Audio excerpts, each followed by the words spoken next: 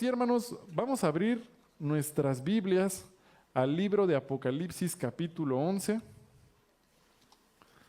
versículos, vamos a ver del 1 al 3. Y vamos a continuar con el estudio donde nos quedamos la semana pasada, este estudio que estamos haciendo de Apocalipsis, del libro de Apocalipsis. La semana pasada analizamos la profecía de las 70 semanas de Daniel. Vimos cuál es esta última semana de Daniel, la gran tribulación. ¿Qué es la gran tribulación? Hablábamos que se divide en dos periodos. Un primer periodo de 3 años y medio que se conoce como la tribulación, y luego le sigue un periodo de otros 3 años y medio que se conoce como la gran tribulación. Vimos, yo sé que la semana pasada empecé a decir todo lo que iba a pasar y como que muchos decían, ay, ¿cómo voy a anotar todo esto? No te preocupes. De aquí en adelante en Apocalipsis, lo que vamos a ver es un análisis detallado de estos 7 años.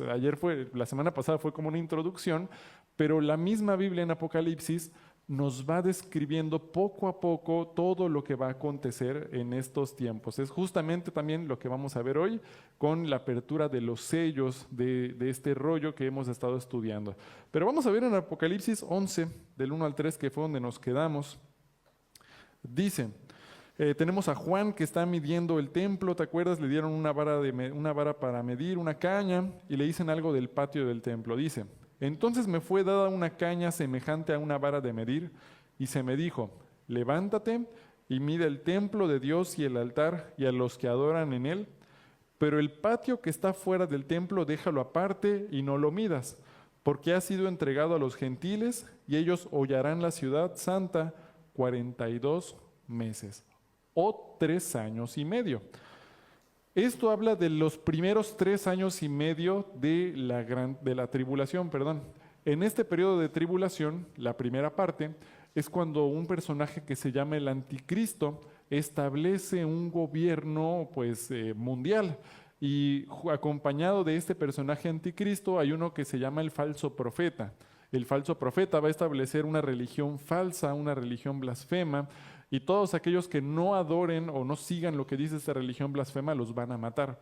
Juntamente con ellos pues está el dragón, que es Satanás, que está pues desde atrás ahí organizando y coordinando todo este evento en esos 3 años y medio. Por eso dice que donde está el atrio del templo va a ser entregado a los gentiles. Está hablando de esos 3 años y medio en que está el anticristo reinando desde Jerusalén. Ahora, vamos a Mateo 24:15.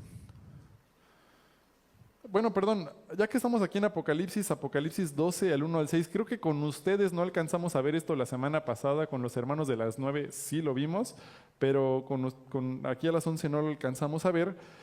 ¿Qué es lo que pasa con Israel durante ese periodo de los primeros 3 años y medio de tribulación? Vamos a Apocalipsis 12, del 1 al 6. Hay algo muy interesante. Dice, apareció en el cielo una gran señal, una mujer vestida del sol, con la luna debajo de sus pies, y sobre su cabeza una corona de 2 estrellas, y estando encinta clamaba con dolores de parto en la angustia del alumbramiento. ¿Quién será esta mujer? Es Israel, es una representación de Israel. ¿Por qué? Tiene 2 estrellas en su cabeza. ¿Cuáles son las 2 estrellas? Pues son las 12 tribus de Israel. Entonces, es una mujer que representa a la nación de Israel. ¿De dónde vino el Señor Jesucristo? ¿Dónde nació el Señor Jesús cuando se humanó aquí en la tierra?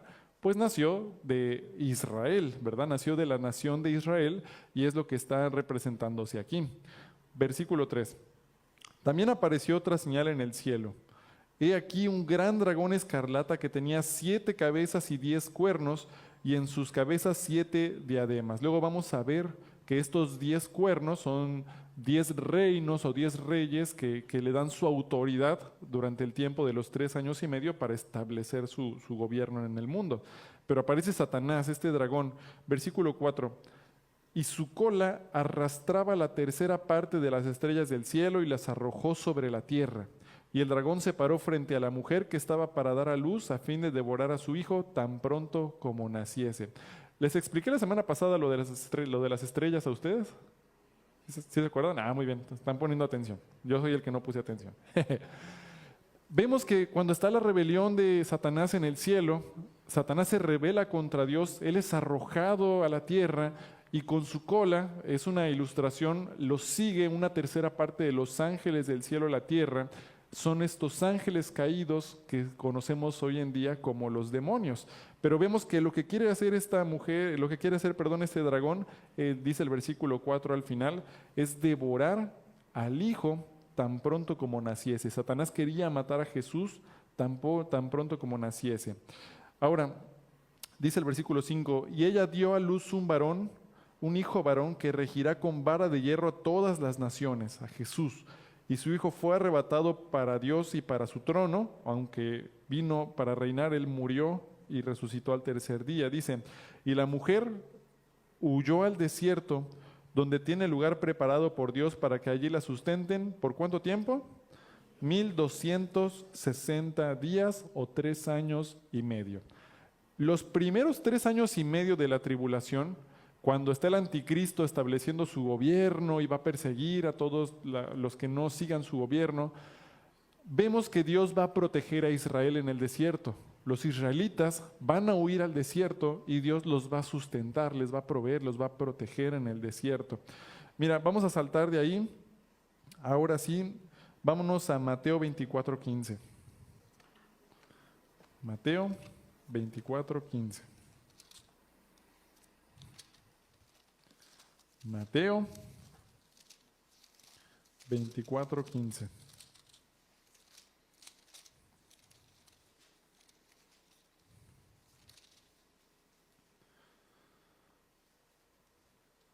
Dice este versículo, está el Señor Jesús hablando con sus discípulos acerca del fin de los tiempos, de la semana 70 de Daniel. Dice el versículo 15, por tanto, cuando veáis en el lugar santo la abominación desoladora de que habló el profeta Daniel, el que le entienda, entonces los que estén en Judea huyan a los montes.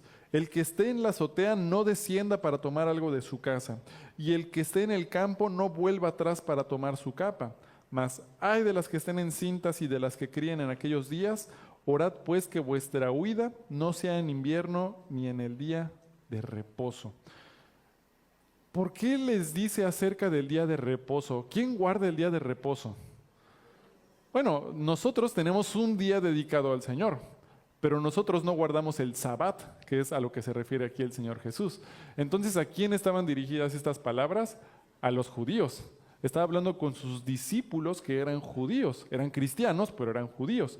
Ahora, está hablando entonces, dice en el versículo 15, ¿de qué tiempo habla? Cuando veáis en el lugar santo en Jerusalén, en el templo de Jerusalén, la abominación desoladora de que habló el profeta Daniel. Cuando veas al anticristo sentado en el templo de Jerusalén. Eso marca el inicio, el comienzo del periodo de la tribulación, cuando se le da esta autoridad al anticristo.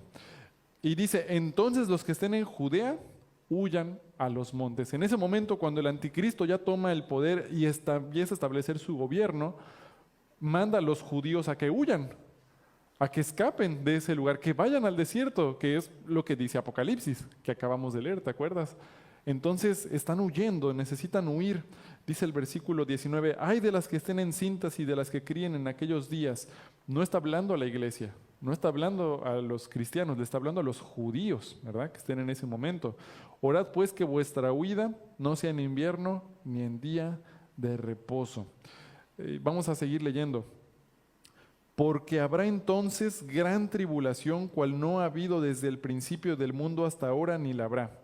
Y si aquellos días no fuesen acortados, nadie sería salvo, mas por causa de los escogidos, aquellos días serán acortados. Entonces, si alguno os dijere, mirad aquí está el Cristo, o mirad allí está, no le creáis. ¿De qué tiempo está hablando? De la tribulación, no está hablando del tiempo de ahorita, de los gentiles. Bueno, ahí está. Está hablando no de este tiempo, sino del tiempo de la tribulación. Dice el 24, porque se levantarán falsos cristos y falsos profetas y harán grandes señales y prodigios, de tal manera que engañarán, si fuere posible, aún a los escogidos. Ya os los he dicho antes. Así que si os dijeran, mirad, está en el desierto, no salgáis. O mirad está en los aposentos, no lo creáis, porque como el relámpago que sale del oriente y se muestra hasta el occidente, así será también la venida del Hijo del Hombre, porque donde quiera que estuviera el cuerpo muerto, allí se juntarán las águilas. Está hablando del periodo en la tribulación y luego salta a hablar de la segunda venida de Jesús. Acuérdate que hay dos acontecimientos distintos. Uno es el arrebatamiento, que es cuando todos los cristianos son llevados por el Señor al cielo y el Señor Jesús no toca la tierra. Él está en las nubes y nosotros como su pueblo vamos a las nubes con Él y nos da un cuerpo nuevo y estamos con Él en el cielo. Después empieza el periodo de 7 años de tribulación. Al final de este periodo de 7 años, lo que marca el final de los 7 años es que el Señor Jesús regresa a la tierra en un caballo blanco con un ejército detrás de Él para derrotar a Satanás, para derrotar al anticristo, al falso profeta y establecer su reino por 1000 años. Pero son dos acontecimientos, el arrebatamiento y la segunda venida. Aquí estamos hablando del periodo de la tribulación que termina con la segunda venida de Jesucristo. Ahora, entendiendo este periodo, vámonos a Apocalipsis 6:2.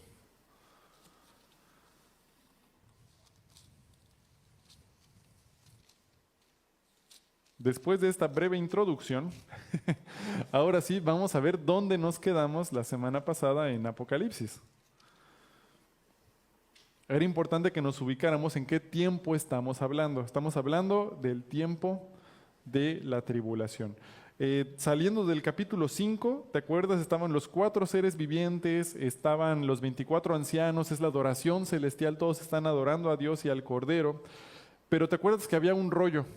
Y que nadie lo podía abrir y que Juan estaba llorando porque nadie lo podía abrir, ¿te acuerdas?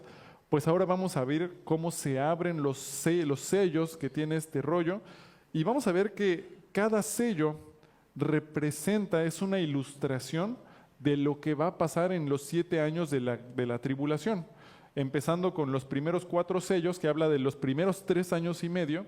Luego hay un sello que habla del tiempo intermedio y luego los otros sellos hablan de lo que va a pasar en los otros 3 años y medio de la tribulación. Una forma en la que lo podemos entender es de esta manera. Los primeros 3 años y medio tratan del gobierno del anticristo. Entonces es un gobierno que va a perseguir a las personas que no se sujetan a ese gobierno, que va a perseguir a los que creen en Jesús, los va a matar, va a establecer un control de gobierno, va a haber hambrunas, va a haber guerras. Muchos de los problemas que surgen en este tiempo es por todo lo que hace el anticristo. O sea, el mundo sigue tal cual, pero son cosas que crea el gobierno del anticristo. Los siguientes 3 años y medio, que es lo que se conoce como la gran tribulación, todo lo que sucede aquí no es porque lo hace el anticristo. Dios envía juicio sobre el pecado de la tierra y sobre el gobierno del anticristo, y con actos pues de naturaleza y sobrenaturales, Dios empieza a destruir a pues toda la humanidad y al gobierno del anticristo. Es el juicio de Dios sobre la tierra. Entonces, los primeros 3 años y medio es todo lo que hace el anticristo y el desastre que hace el anticristo. Los otros 3 años y medio es Dios juzgando la tierra con actos sobrenaturales, como que se oscurece el sol, como que cae un meteorito, como que salen langostas que se comen a las personas, pero Dios no les permite morir. Cosas así, muy terribles. Pero son estos 2 acontecimientos. Ahora, vámonos a Apocalipsis 6:1 y vamos a empezar a ver cómo se narra lo que sucede en los primeros 3 años y medio. Versículo 1. Vamos a ver los 4 jinetes del Apocalipsis. ¿Qué representa cada uno de estos jinetes del Apocalipsis? Vi cuando el Cordero abrió uno de los sellos y oí a uno de los 4 seres vivientes decir como con voz de trueno: ven y mira. Y miré, y he aquí un caballo blanco, y el que lo montaba tenía un arco, y le fue dada una corona, y salió venciendo y para vencer. El primer jinete es un jinete que viene en un caballo blanco, trae un arco, se le da una corona para vencer. Ahora, la primera idea que nosotros podríamos tener al leer esto, decimos, es Jesús, porque viene en un caballo blanco, porque fue para vencer. Pero vamos a analizarlo un poquito más a fondo. ¿Será Jesús el que está representado en este primer caballo? Bueno, vemos que hay diferentes opiniones. Hay quienes dicen que es Jesús. Ahora vamos a verlo nosotros desde una perspectiva, que yo creo que es la bíblica, de que no es Jesús, es lo contrario, es una copia de Jesús, es un suplantador de Jesús. La tribulación comienza con el anticristo llegando para engañar a las naciones. La Biblia nos dice que el diablo no llega con un trinche rojo y con sus cuernos y su cola y te dice, soy el diablo, sígueme. Él no se presenta así. La Biblia dice que él se presenta como ángel de luz. Él se va a presentar como algo bueno.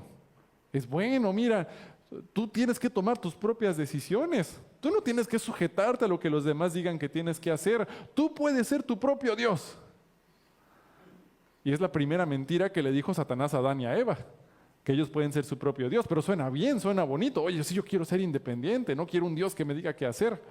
Es una mentira, es un engaño de Satanás. Dice Satanás, mira, no pasa nada, ¿verdad? Si estás embarazada, mira, ese cúmulo de células, pues va a ser tu vida más difícil, no es un bebé, entonces mira, lo puedes quitar de ti, puedes extirpar ese cúmulo de células que no tienen ningún valor, ¿verdad? Y puedes volver a vivir libremente sin consecuencias. Es una mentira, es un asesinato de un bebé, el aborto. Pero Satanás te lo presenta como algo bonito. Satanás se presenta como ángel de luz. Y en este caso, él se presenta como alguien que va a traer paz y prosperidad. Hay algo interesante. ¿Sabías cómo dice el Corán que viene el Mesías de los musulmanes? Dice que es un político militar muy poderoso que va a llegar a hacer paz, a establecer orden en Medio Oriente, que a todos aquellos que no se sujeten a él los va a destruir y los va a matar, les va a cortar la cabeza a los que no se sujeten, pero va a establecer su gobierno. El Mesías de los musulmanes se ve mucho como el anticristo de nuestra Biblia, pero es al que ellos esperan. Cuando llegue el anticristo, los judíos, el pueblo judío, lo van a recibir como si fuera el Mesías, porque va a ser un tratado de paz en Medio Oriente, tanto que se va a sentar en el templo de Jerusalén como Dios. Porque van a decir que es el Mesías, los judíos. Entonces él es una copia de Cristo. Vamos a ver algunos puntos de por qué podemos ver que este jinete blanco no es Jesús, sino el anticristo. Bueno, primero, la palabra anticristo de anti no siempre significa en contra de. También significa suplantar, en lugar de. Entonces el anticristo quiere tomar el lugar de Jesús. Es lo que siempre ha querido hacer Satanás, siempre ha querido imitar a Dios, siempre ha querido tomar el lugar de Dios, pero no puede hacerlo. Vamos a buscar 2 de Tesalonicenses 2, del 1 al 4. 2 de Tesalonicenses 2.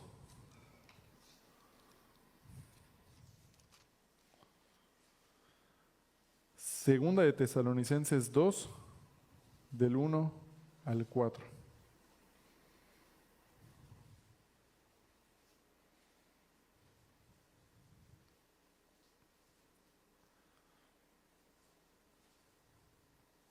Segunda de Tesalonicenses 2, del 1 al 4, dice: Pero con respecto a la venida de nuestro Señor Jesucristo y nuestra reunión con Él, os rogamos, hermanos, que no os dejéis mover fácilmente de vuestro modo de pensar, ni os conturbéis, ni por espíritu ni por palabra, ni por carta como si fuera nuestra, en el sentido de que el día del Señor está cerca.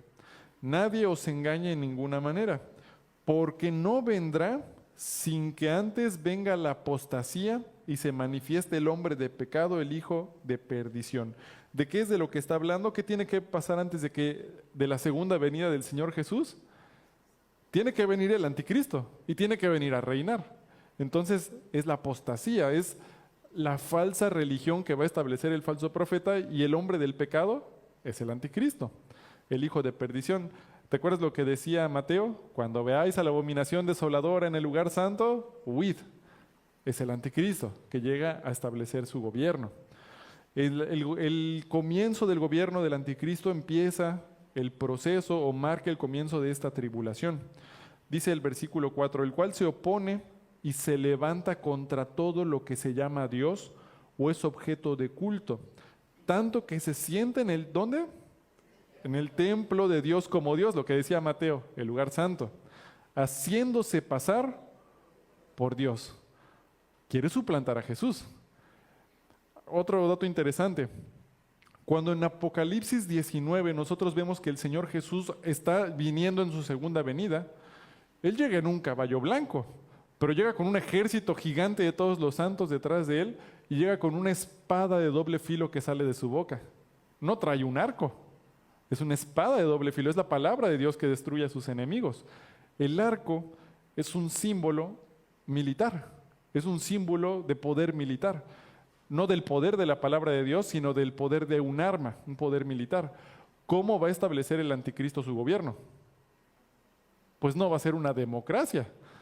Va a establecerlo con sangre, con dolor, y ahorita vamos a verlo de hecho más adelante en lo que sigue, pero es con sangre, es con guerra, como Él establece su poder. Entonces, en realidad este caballo blanco indica el gobernador del tiempo de la tribulación. Es el anticristo que viene a suplantar el lugar de Jesús, ¿verdad? Entonces es un detalle interesante. Por cierto, otro detalle más que podríamos considerar, ¿quién es el que está abriendo el sello? ¿Te acuerdas? Dice aquí, vamos a regresar a Apocalipsis, capítulo 6.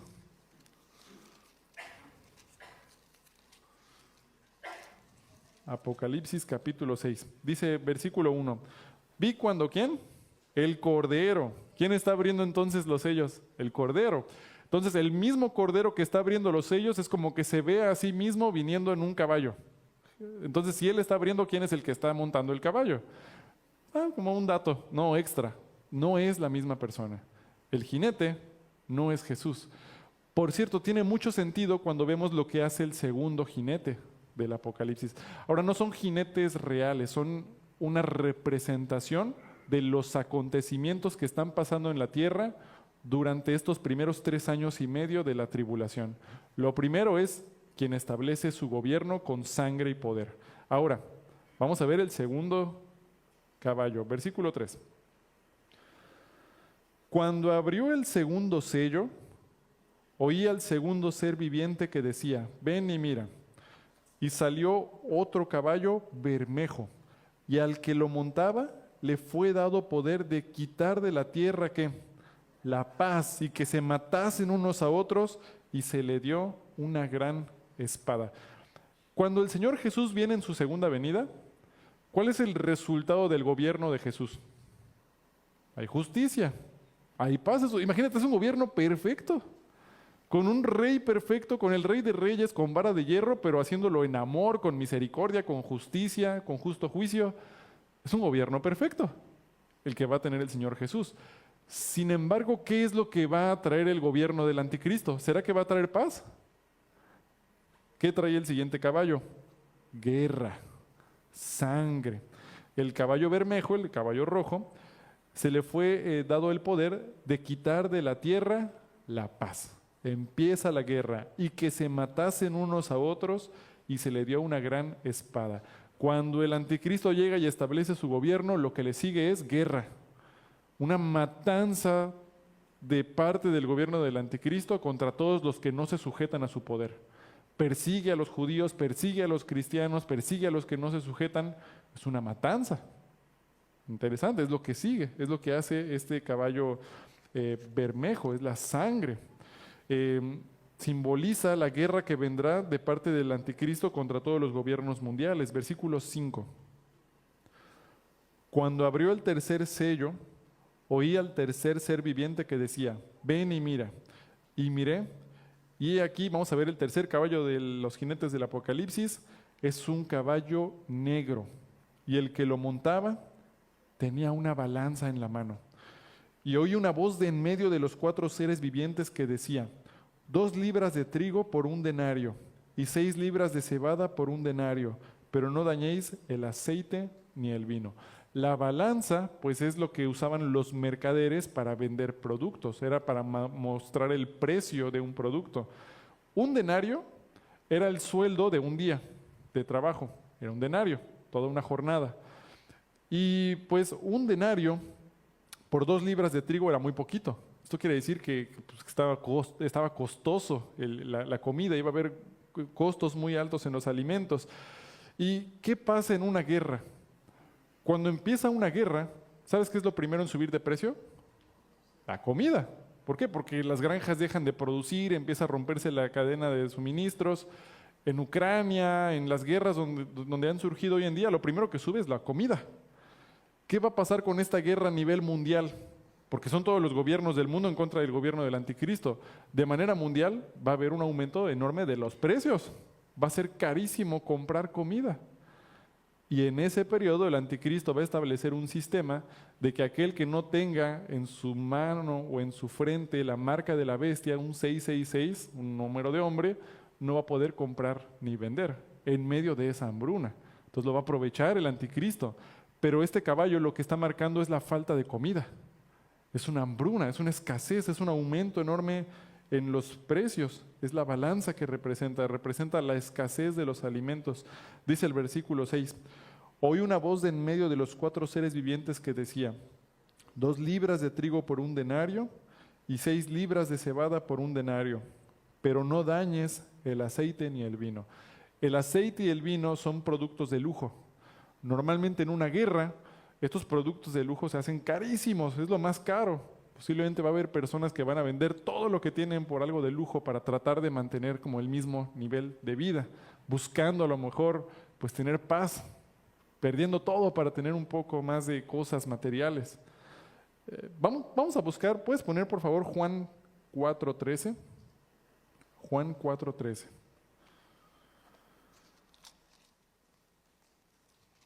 Juan, vamos a ver Juan,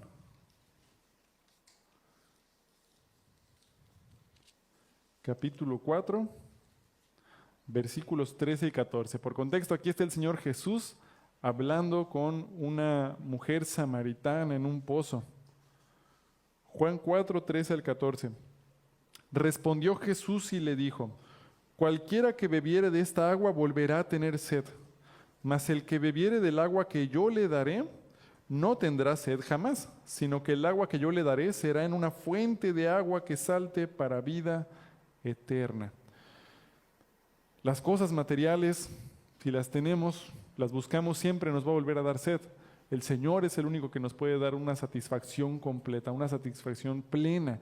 Y aún en medio de esta guerra, aún en medio de esta desolación, el Señor va a estar ahí presente y va a estar protegiendo a Israel, guiando a Israel, y aún con los que hayan aceptado a Cristo después de este periodo del arrebatamiento, vamos a ver que hay muchos que van a creer, pues el Señor va a igual estar con ellos, aunque van a perder sus vidas por causa del Evangelio, pero el Señor va a ser su sustento. Y más que nunca en ese tiempo es cuando pues las palabras de Juan, lo que dice la palabra, porque la palabra de Dios no cambia, va a permanecer aún en ese tiempo. Y como dice, el apóstol Pablo, para mí el vivir es Cristo y el morir es ganancia. Y va a haber hermanos que van a perder su vida, pero van a vivir para Cristo, aún en ese tiempo. Y eso nos lleva al cuarto jinete del Apocalipsis. Mira, vamos a ver Apocalipsis 6.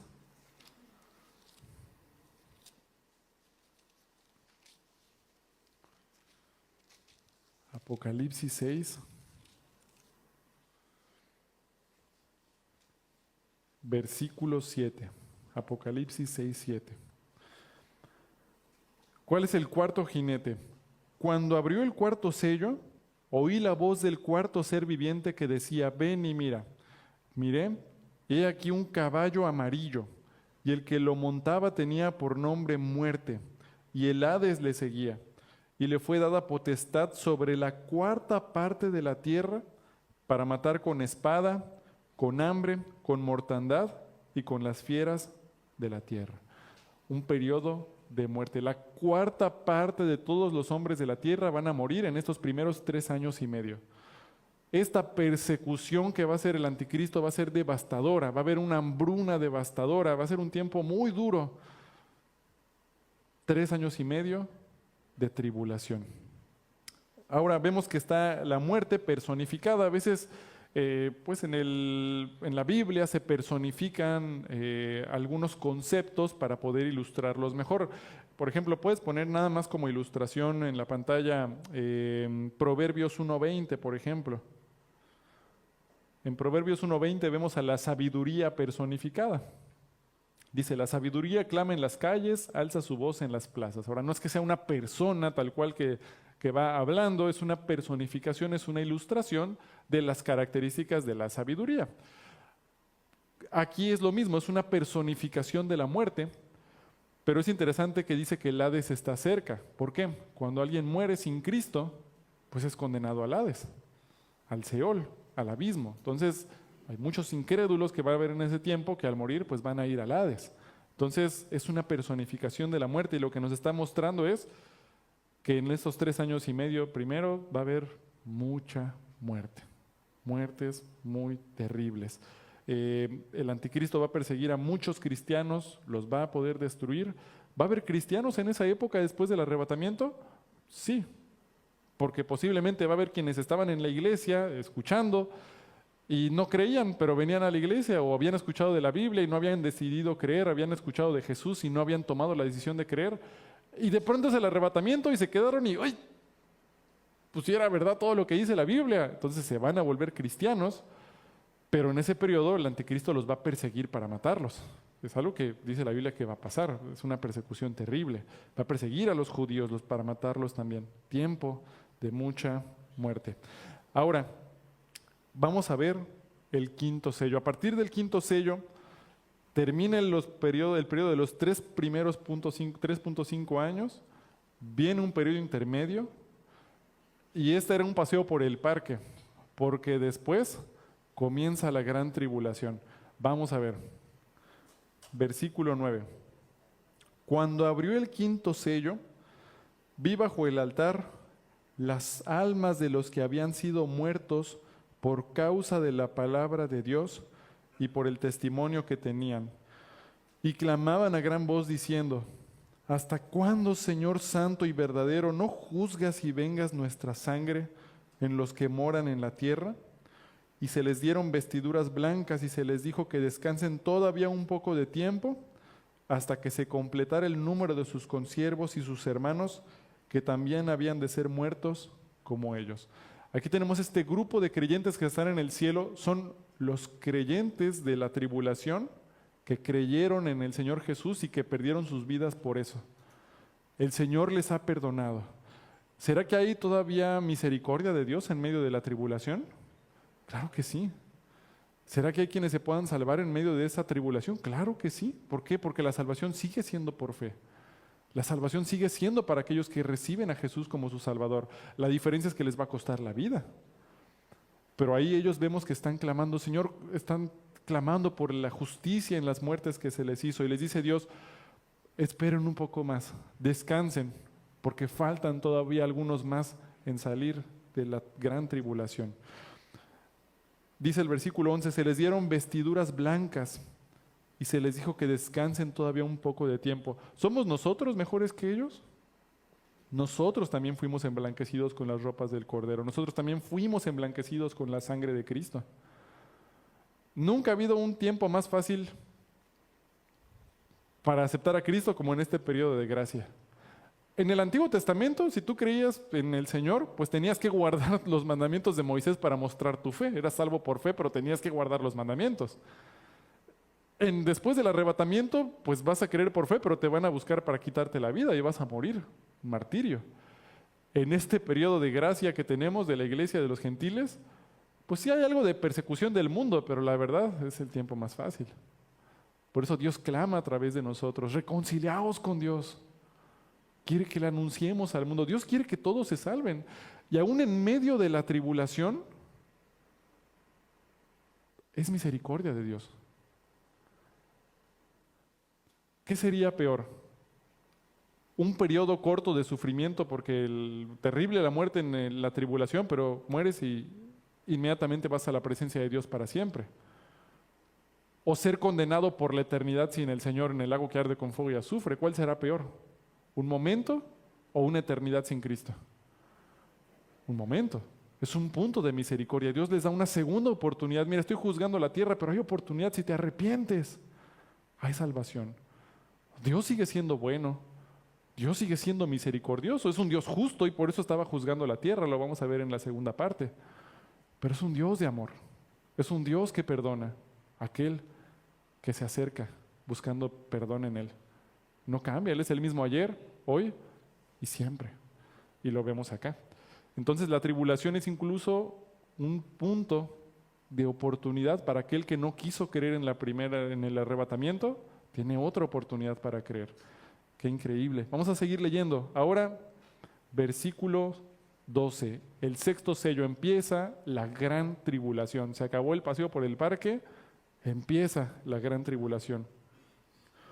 Miré cuando abrió el sexto sello, y aquí hubo un gran terremoto, y el sol se puso negro como tela de cilicio, y la luna se volvió toda como sangre, y las estrellas del cielo cayeron sobre la tierra, como la higuera deja caer sus higos cuando es sacudida por un fuerte viento.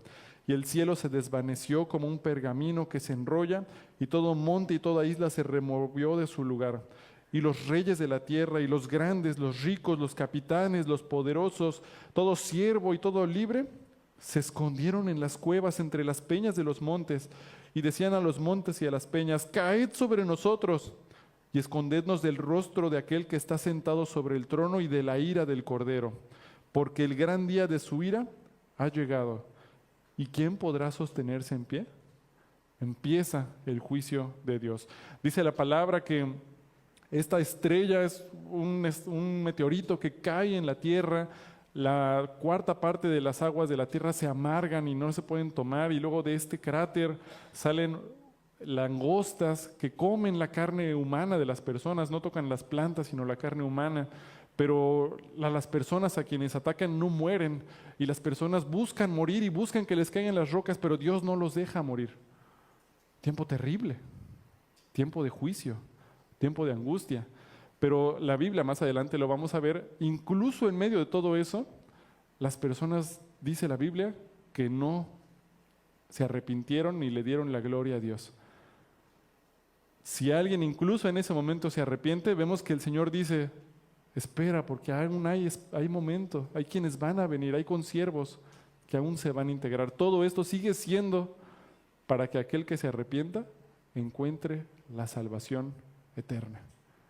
Hay juicio porque es un juez justo, pero también vemos la misericordia de Dios en todos ellos. Es un tiempo terrible, es un tiempo de devastación.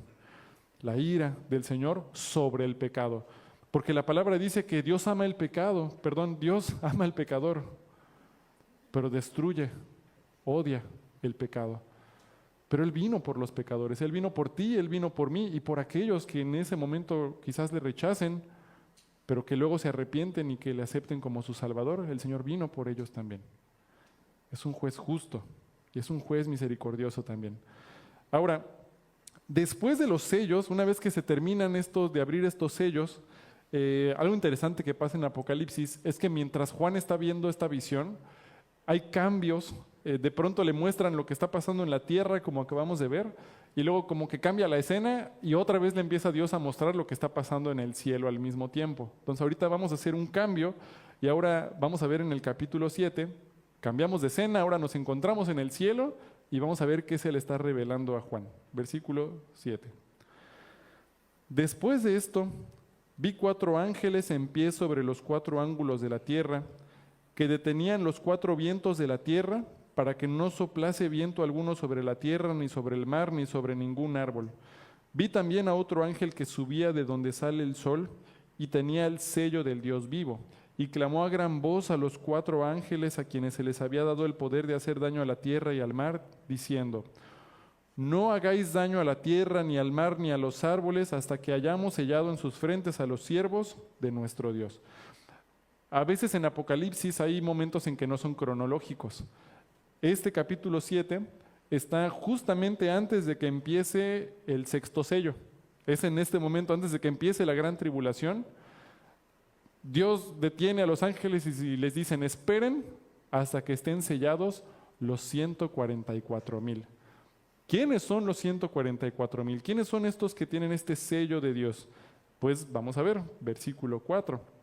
Hay diferentes posturas, ¿verdad? Ideas de quiénes son los 144,000.